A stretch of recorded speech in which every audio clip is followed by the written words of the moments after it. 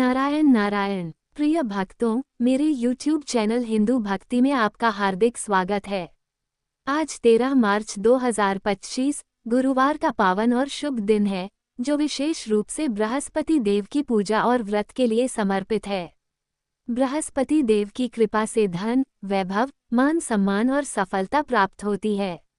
इस दिन पीले वस्त्र धारण करना, पीले फूल अर्पित करना और चने की दाल व गुड़ का दान विशेष रूप से फलदायी होता है। तो आइए हम सब मिलकर बृहस्पति देव की पूजा करें और इस कथा को ध्यान से सुनें। प्राचीन समय की बात है। भारतवर्ष में एक राजा राज्य करता था। वह बड़ा प्रतापी और दानी था। वह नित्य गरीबों और ब्राह्मणों की सेवा सहायता करता था। वह प्रतिदिन मंदिर में भगवान दर्शन करने जाता था, लेकिन ये बात उसकी रानी को अच्छी नहीं लगती थी। वह न ही पूजन करती थी और न ही दान करने में उसका मन लगता था। एक दिन राजा शिकार खेलने वन को गए हुए थे तो रानी और दासी महल में अकेली थी। उसी समय बृहस्पतिदेव साधु भेष में राजा के महल में भिक्षा के लिए गए और भिक्षा मांगी तो रानी ने भिक्षा देने से मन कर दिया। रानी ने कहा कि हे साधु महाराज, मैं तो दान पुण्य से तंग आ गई हूँ। इस कार्य के लिए मेरे पतिदेव ही बहुत है। अब आप ऐसी कृपा करें कि सारा धन नष्ट हो जाए तथा मैं आराम से रह सकूं। साधु ने कहा, देवी तुम तो बड़ी अजीब हो। धन और संतान से कौन दुखी होता है? इसकी तो सभी कामना करते हैं। पापी भी पुत्र और धन की इच्छा करते हैं। अगर तुम्हारे पास अधिक धन है तो भूखे मनुष्यों को भोजन कराओ, प्याऊ लगवाओ, ब्राह्मणों को दान दो, कुआं, तालाब, बावड़ी, बाग बगीचे आदि का निर्माण कराओ। मंदिर, पाठशाला, धर्मशाला बनवाकर दान दो। निर्धनों की कुंवारी कन्याओं का विवाह कराओ। साथ ही यज्ञ आदि कर्म करो। अपने धन को शुभ कार्यों में खर्च करो। ऐसे करने से तुम्हारा नाम परलोक में सार्थक होगा एवं स्वर्ग की प्राप्ति होगी। लेकिन रानी पर उपदेश का कोई प्रभाव न पड़ा। वह बोली, महाराज मुझे ऐसे धन की आवश्यकता नहीं जिसको मैं अन्य लोगों को दान दूं, जिसको रखने और संभालने में ही मेरा सारा समय नष्ट हो जाए। अब आप ऐसी कृपा करें कि सारा धन नष्ट हो जाए तथा मैं आराम से रह सकूं। साधु ने उत्तर दिया, यदि तुम्हारी ऐसी इच्छा है तो जैसा मैं तुम्हें बताता हूँ तुम वैसा ही करना। बृहस्पतिवार को घर को गोबर से लीपना, अपने केशों को पीली मिट्टी से धोना। राजा से कहना वह बृहस्पतिवार को हजामत बनवाए। भोजन में मांस मदिरा खाना और कपड़ा धोबी के यहाँ धुलने डालना। ऐसा करने से 7 बृहस्पतिवार में ही आपका सारा धन नष्ट हो जाएगा। इतना कहकर वह साधु महाराज वहां से अंतर्धान हो गए। इसके बाद रानी ने वही किया जो साधु ने बताया था। 3 बृहस्पतिवार ही बीते थे कि उसका समस्त धन संपत्ति नष्ट हो गया और भोजन के लिए राजा रानी तरसने लगे। तब एक दिन राजा ने रानी से कहा कि तुम यहाँ पर रहो, मैं दूसरे देश में चाकरी के लिए चला जाऊं, क्योंकि यहाँ पर मुझे सभी मनुष्य जानते हैं, इसलिए कोई कार्य नहीं कर सकता। देश चोरी परदेश भीख बराबर है। ऐसा कहकर राजा परदेश चला गया। वहाँ जंगल को जाता और लकड़ी काटकर लाता और शहर में बेचता। इस तरह जीवन व्यतीत करने लगा। इधर राजा के बिना रानी और दासी दुखी रहने लगी। किसी दिन भोजन मिलता और किसी दिन जल पीकर ही रह जाती। एक समय जब रानी और दासियों को 7 दिन बिना भोजन के रहना पड़ा, तो रानी ने अपनी दासी से कहा, हे दासी, पास ही के नगर में मेरी बहन रहती है। वह बड़ी धनवान है। तू उसके पास जा और 5 सेर बेझर मांग कर ले आ, ताकि कुछ समय के लिए थोड़ा बहुत गुजर बसर हो जाए। दासी रानी की बहन के पास गई। उस दिन बृहस्पतिवार था। रानी की बहन उस समय बृहस्पतिवार की कथा सुन रही थी। दासी ने रानी की बहन को अपनी रानी का संदेश दिया, लेकिन रानी की बहन ने कोई उत्तर नहीं दिया। जब दासी को रानी की बहन से कोई उत्तर नहीं मिला तो वह बहुत दुखी हुई। उसे क्रोध भी आया। दासी ने वापस आकर रानी को सारी बात बता दी। सुनकर रानी ने कहा कि है दासी, इसमें उसका कोई दोष नहीं है। जब बुरे दिन आते हैं तब कोई सहारा नहीं, अच्छे बुरे का पता विपत्ति में ही लगता है। जो ईश्वर की इच्छा होगी वही होगा। ये सब हमारे भाग्य का दोष है। ये सब कहकर रानी ने अपने भाग्य को कोसा। उधर रानी की बहन ने सोचा कि मेरी बहन की दासी आई थी, लेकिन मैं उससे नहीं बोली, इससे वो बहुत दुखी हुई होगी। कथा सुनकर और पूजन समाप्त कर वह अपनी बहन के घर गई और कहने लगी, हे बहन, मैं बृहस्पतिवार का व्रत कर रही थी। तुम्हारी दासी गई, लेकिन जब तक कथा होती है तब तक न उठते हैं और न बोलते हैं, इसीलिए मैं नहीं बोली। कहो, दासी क्यों गई थी? रानी बोली, बहन, हमारे घर अनाज नहीं था।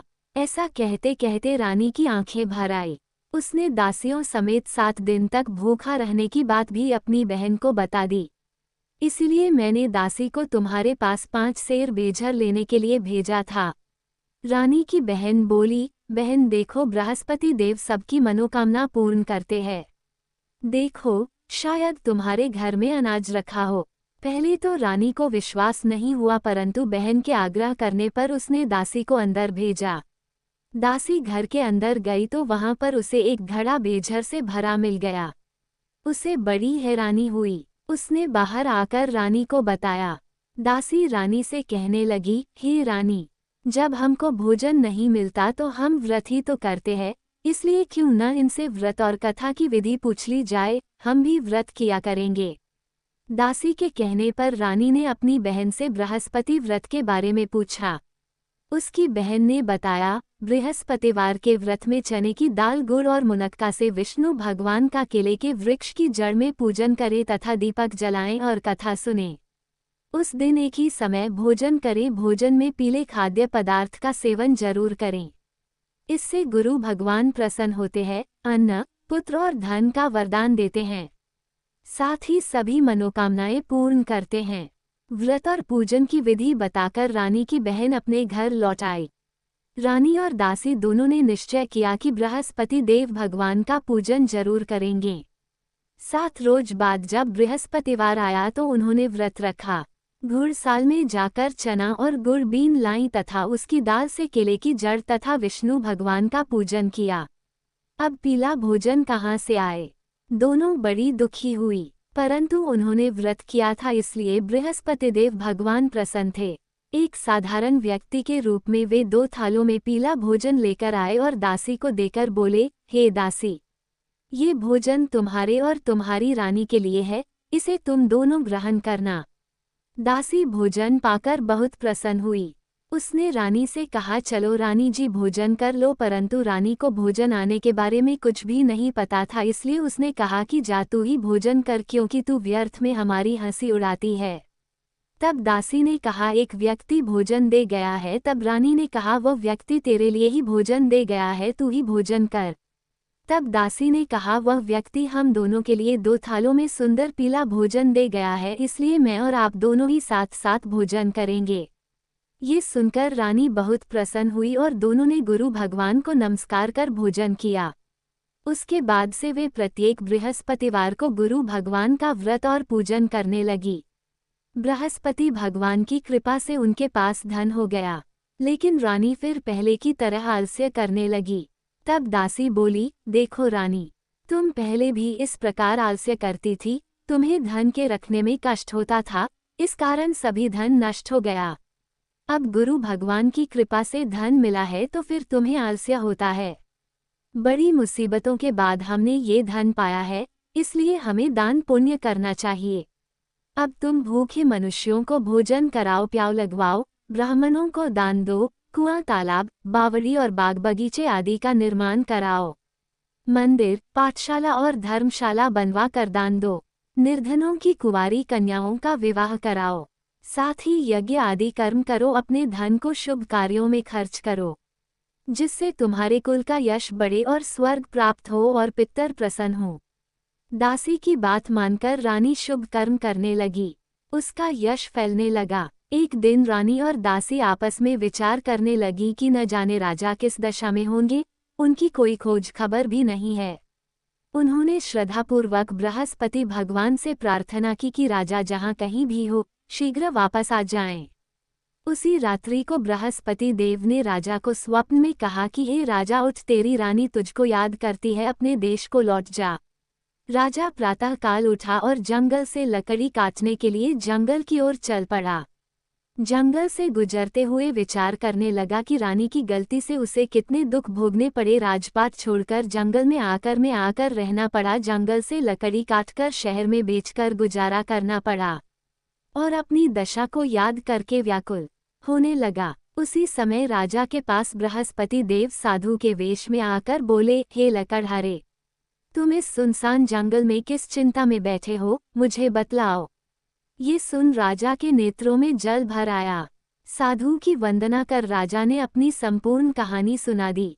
महात्मा दयालु होते हैं। वे राजा से बोले, हे राजा, तुम्हारी पत्नी ने बृहस्पति देव के प्रति अपराध किया था, जिसके कारण तुम्हारी ये दशा हुई। अब तुम चिंता मत करो, भगवान तुम्हें पहले से अधिक धन देंगे। देखो, तुम्हारी पत्नी ने बृहस्पतिवार का व्रत शुरू कर दिया है। अब तुम भी बृहस्पतिवार के व्रत में चने की दाल, गुड़ और मुनक्का से विष्णु भगवान का केले के वृक्ष की जड़ में पूजन करो तथा दीपक जलाकर कथा सुनो। उस दिन एक ही समय भोजन करना, लेकिन भोजन में पीले खाद्य पदार्थ का सेवन जरूर करना। भगवान तुम्हारी सब कामनाओं को पूर्ण करेंगे। साधु की बात सुनकर राजा बोला, हे प्रभु, लकड़ी बेचकर तो इतना पैसा भई नहीं बचता जिससे भोजन के उपरांत कुछ बचा सकूं। मैंने रात्रि में अपनी रानी को व्याकुल देखा है। मेरे पास कोई साधन नहीं जिससे उसका समाचार जान सकूं। फिर मैं कौन सी कहानी कहूं, ये भी मुझको मालूम नहीं है। साधु ने कहा, हे राजा, मन में बृहस्पति भगवान के पूजन व्रत का निश्चय करो। वे स्वयं तुम्हारे लिए कोई राह बना देंगे। बृहस्पतिवार के दिन तुम रोजाना की तरह लकड़ियां लेकर शहर में जाना। तुम्हें रोज से दोगुना धन मिलेगा, जिससे तुम भली भांति भोजन कर लोगे तथा बृहस्पति देव की पूजा का सामान भी आ जाएगा। जो तुमने बृहस्पतिवार की कहानी के बारे में पूछा है, वह इस प्रकार है। बृहस्पति देव की कहानी। प्राचीन काल में एक बहुत ही निर्धन ब्राह्मण था। उसके कोई संतान न थी। वह नित्य पूजा पाठ करता। उसकी स्त्री न स्नान करती और न किसी देवता का पूजन करती। इस कारण ब्राह्मण देवता बहुत दुखी रहते थे। भगवान की कृपा से ब्राह्मण के यहाँ एक कन्या उत्पन्न हुई। कन्या बड़ी होने लगी। प्रातः स्नान करके वह भगवान विष्णु का जप करती।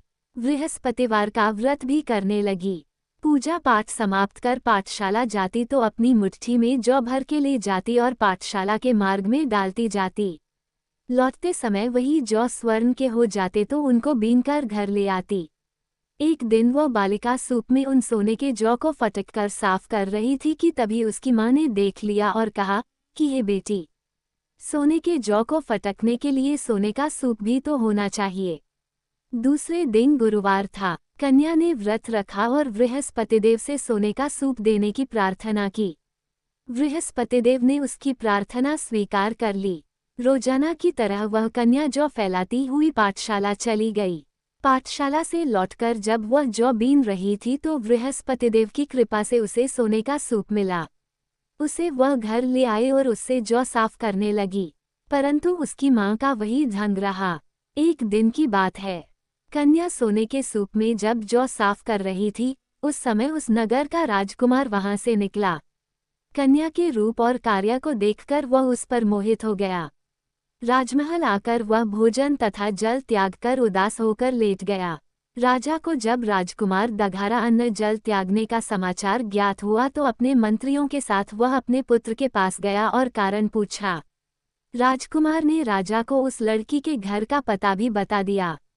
मंत्री उस लड़की के घर गया। मंत्री ने ब्राह्मण के समक्ष राजा की ओर से निवेदन किया। कुछ ही दिन बाद ब्राह्मण की कन्या का विवाह राजकुमार के साथ संपन्न हो गया। कन्या के घर से जाते ही ब्राह्मण के घर में पहले की भांति गरीबी का निवास हो गया। एक दिन दुखी होकर ब्राह्मण अपनी पुत्री से मिलने गए। बेटी ने पिता की अवस्था को देखा और अपनी माँ का हाल पूछा। ब्राह्मण ने सभी हाल कह सुनाया। कन्या ने बहुत सा धन देकर अपने पिता को विदा कर दिया, लेकिन कुछ दिन बाद फिर वही हाल हो गया। ब्राह्मण फिर अपनी कन्या के यहाँ गया और सभी हाल कहा तो पुत्री बोली, हे पिताजी, आप माताजी को यहाँ लिवा लाओ, मैं उन्हें वो विधि बता दूंगी जिससे गरीबी दूर हो जाए। ब्राह्मण देवता अपनी स्त्री को साथ लेकर अपनी पुत्री के पास राजमहल पहुँचे तो पुत्री अपनी माँ को समझाने लगी, हे माँ, तुम प्रातःकाल स्नानादि करके विष्णु भगवान का पूजन करो तो सब दरिद्रता दूर हो जाएगी। परंतु उसकी माँ ने उसकी एक भी बात नहीं मानी। वह प्रातःकाल उठकर अपनी पुत्री की बची झूठन को खा लेती थी। एक दिन उसकी पुत्री को बहुत गुस्सा आया। उसने अपनी माँ को एक कोठरी में बंद कर दिया। प्रातः उसे स्नानादि करा के पूजा पाठ करवाया तो उसकी माँ की बुद्धि ठीक हो गई। इसके बाद वह नियम से पूजा पाठ करने लगी और प्रत्येक बृहस्पतिवार को व्रत करने लगी। इस व्रत के प्रभाव से मृत्यु के बाद वह स्वर्ग को गई। वह ब्राह्मण भी सुखपूर्वक इस लोक का सुख भोगकर स्वर्ग को प्राप्त हुआ। इस तरह कहानी कहकर साधु बने देवता वहां से लोप हो गए। धीरे धीरे समय व्यतीत होने पर फिर बृहस्पतिवार का दिन आया। राजा जंगल से लकड़ी काटकर शहर में बेचने गया। उसे उस दिन और दिनों से अधिक धन मिला। राजा ने चना गुड़ आदि लाकर बृहस्पतिवार का व्रत किया। उस दिन से उसके सभी क्लेश दूर हुए। परंतु जब अगले गुरुवार का दिन आया तो वह बृहस्पतिवार का व्रत करना भूल गया। इस कारण बृहस्पति भगवान नाराज हो गए। उस दिन उस नगर के राजा ने विशाल यज्ञ का आयोजन किया था तथा अपने समस्त राज्य में घोषणा करवा दी कि सभी मेरे यहाँ भोजन करने आवें। किसी के घर चूल्हा न जले। इस आज्ञा को जो न मानेगा उसको फांसी दे दी जाएगी। राजा की आज्ञानुसार राज्य के सभी वासी राजा के भोज में सम्मिलित हुए, लेकिन लकड़हारा कुछ देर से पहुंचा, इसलिए राजा उसको अपने साथ महल में ले गए। जब राजा लकड़हारे को भोजन करा रहे थे तो रानी की दृष्टि उस खूंटी पर पड़ी जिस पर उसका हार लटका हुआ था। उसे हार खूंटी पर लटका दिखाई नहीं दिया। रानी को निश्चय हो गया कि मेरा हार इस लकड़हारे ने चुरा लिया है। उसी समय सैनिक बुलवाकर उसको जेल में डलवा दिया। लकड़हारा जेल में विचार करने लगा कि न जाने कौन से पूर्वजन्म के कर्म से मुझे ये दुख प्राप्त हुआ है, और जंगल में मिले साधु को याद करने लगा। तत्काल बृहस्पतिदेव साधु के रूप में प्रकट हो गए और कहने लगे, अरे मूर्ख, तूने बृहस्पति देवता की कथा नहीं की, उसी कारण तुझे ये दुख प्राप्त हुआ है। अब चिंता मत कर, बृहस्पतिवार के दिन जेलखाने के दरवाजे पर तुझे 4 पैसे पड़े मिलेंगे, उनसे तू बृहस्पतिवार की पूजा करना तो तेरे सभी कष्ट दूर हो जाएंगे।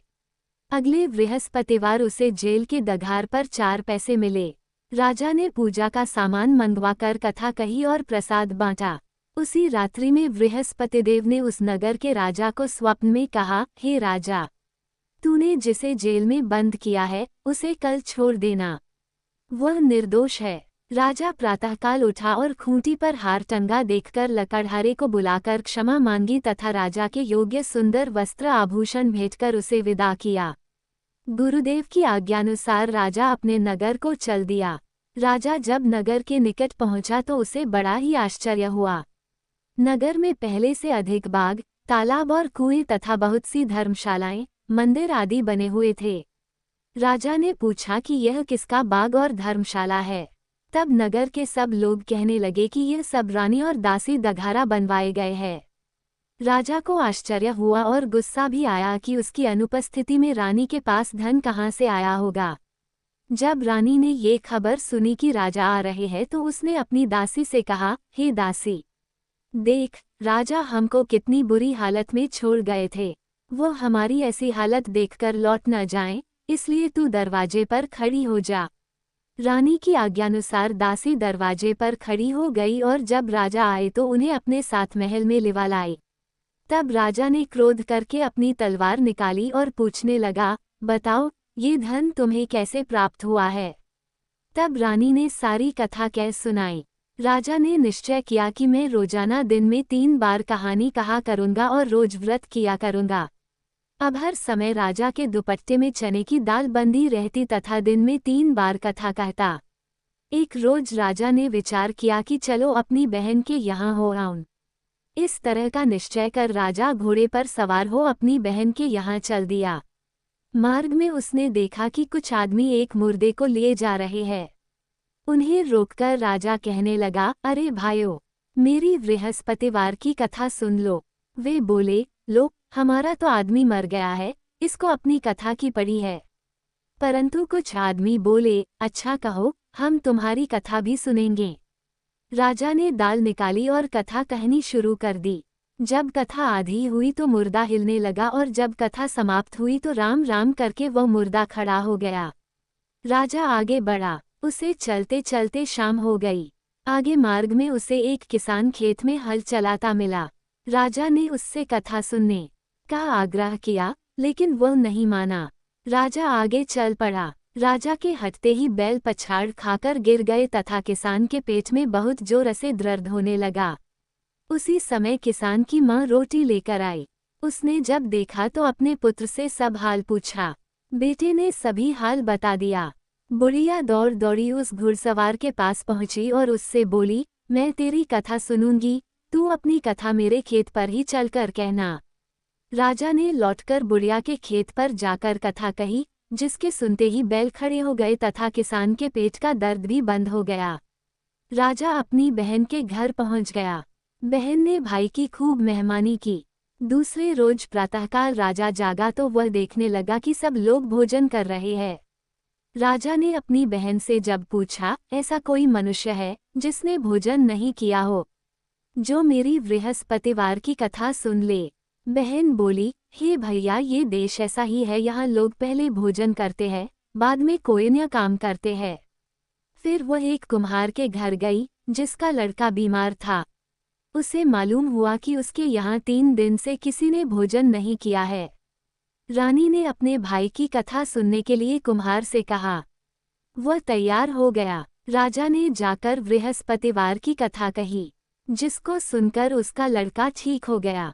अब तो राजा को प्रशंसा होने लगी। एक दिन राजा ने अपनी बहन से कहा, हे बहन, मैं अब अपने घर जाऊंगा, तुम भी तैयार हो जाओ। राजा की बहन ने अपनी सास से अपने भाई के साथ जाने की आज्ञा मांगी।